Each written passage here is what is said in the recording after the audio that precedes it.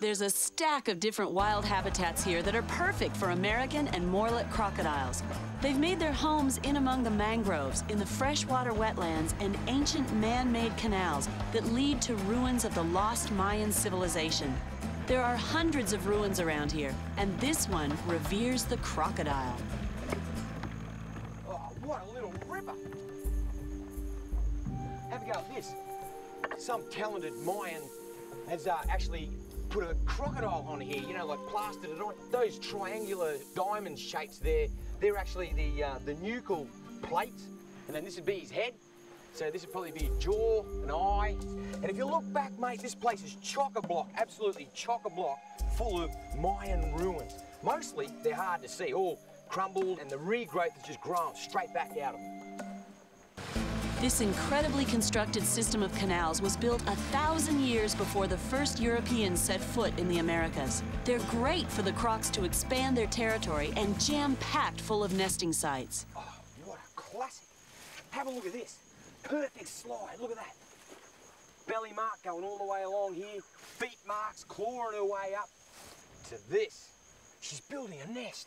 She's clawed up the mud, bent over the sword grass, and she's gone all the way around, flicking it up, using the mud, all of the debris and the leaf litter around here to build herself a nest. Classic. What a great chunk of country for crocodiles. Space, nesting sites, and food sources everywhere. The area is full of all kinds of wildlife, including one of Mexico's most venomous reptiles. How's that? You hear that? You left it to the last minute, young fella.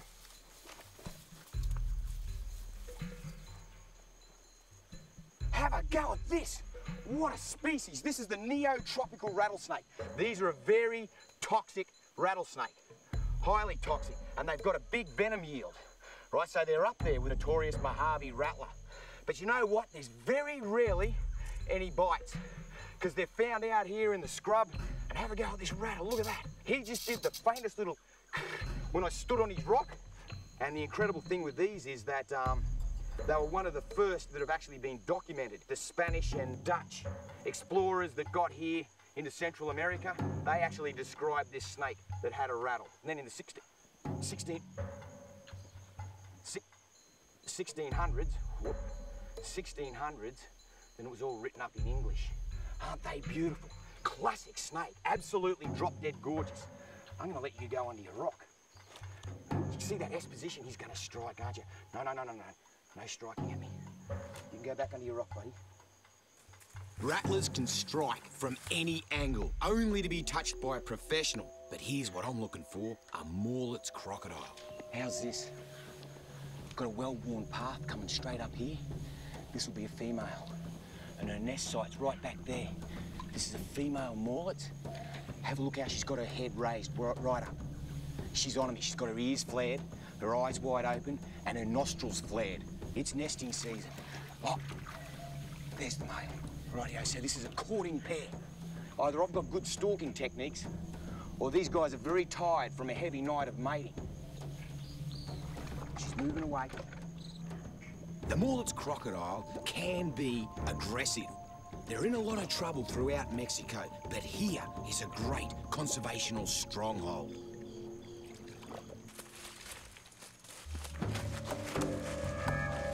Beautiful snake. Have a go at this. Get him out in the sun here. Look at this. Look. Hey, you're all right, mate. This is the tiger tree snake.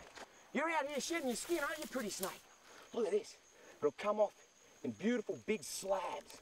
Must feel great, too, to a snake to have a skin shed, because the snake's not exactly fighting it. It's kind of loving it. Bang. Look at that. How's that? Hey, hang on. Hang on, buddy, hang on. Now, have a look at this. What a spectacular snake, how's that? So that'll put him around about 7 foot. Beautiful snake. Have a look at the body structure on him too. When you see his head, it's there that you can see why they call him a tiger tree snake. Now see how he's opening up his mouth and he's got his... Hang on. No biting now. And he's laterally compressing... Getting upset. Laterally compressing his throat there. You can see he's puffing it right up. That's a sign of, hey. Don't be mucking with me or I'm going to bite you.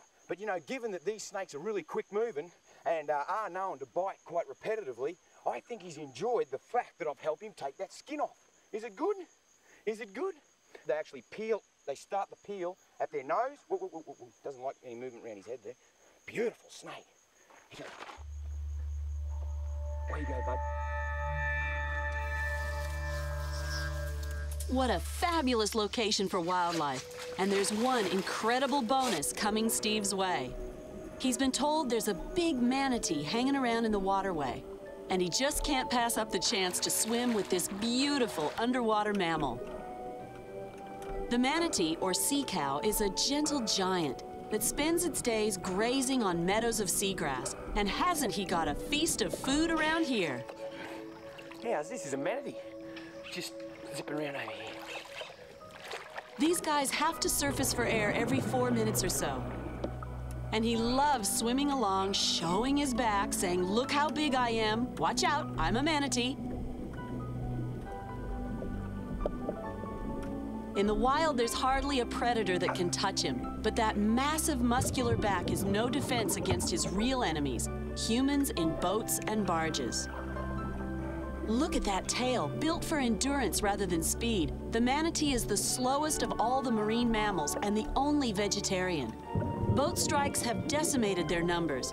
Polluting seagrass beds is another problem, and so are illnesses caused by environmental disturbances.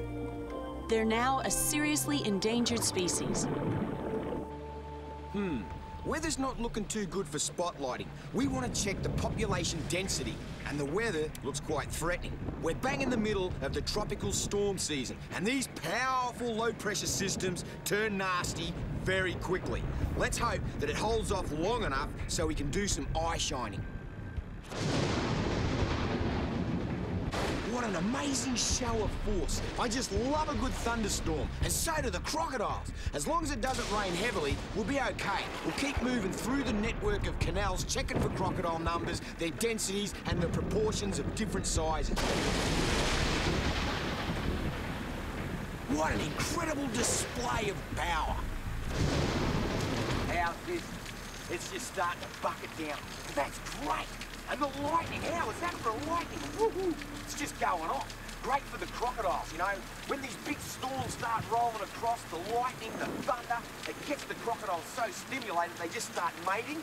And now this big rain, that's going to trigger all the girls to lay their eggs. Perfect for the crocs, but a bit hard on the old croc hunter, mate. I can't see anything. The best thing about tropical storms is how fast they clear. Next morning, perfect weather, and we're back in the Mayan canals spotting for Morlett's crocodiles. Up ahead, there's a baby in sight, a tiny little guy. Wow, can he swim? But he's still easy prey for any predator. Very few babies ever become adults, maybe 1 or 2 from a nest of 40 eggs, if they're lucky. This is a tiny little baby more. Oh, you're all right. Sorry about that. Got my head too close, didn't I? Very sensitive, and that's a great demonstration of their sensitivity. It didn't like my big buffy head coming at it. It knows I've got teeth, and it can feel the vibration of my breath. So it actually feels fear when I bring my head in. Ooh, you see that? Now that's a predator avoidance technique. It knows that my big ugly head means danger. And they're born with it. This little tacker here would be a 2-year-old Morlett's crocodile, hatched somewhere over there in the reeds beyond the mangroves there in the swordgrass. Last year sometime, I'd reckon, and doing real well. Look how perfect its teeth are. Absolutely perfect. Its eyes, it's bright and fat. You're a fatty boomer. It's okay, it's okay. You're okay. Look at its tail. Huge, big, buffy tail. Hasn't got a real full belly. Probably didn't get too much of a feed last night, but enough. And you can see all it wants to do is back away from my head. If I turn it around this way, it'll be completely calm and just sit there. Isn't that amazing? So I can do anything I like down here, and it's completely, yeah, whatever, doesn't worry me. I'm just going to sit here and bask. I'm going to come around this way, and I'm going to give you a kiss. Oh, you're backing off. All right.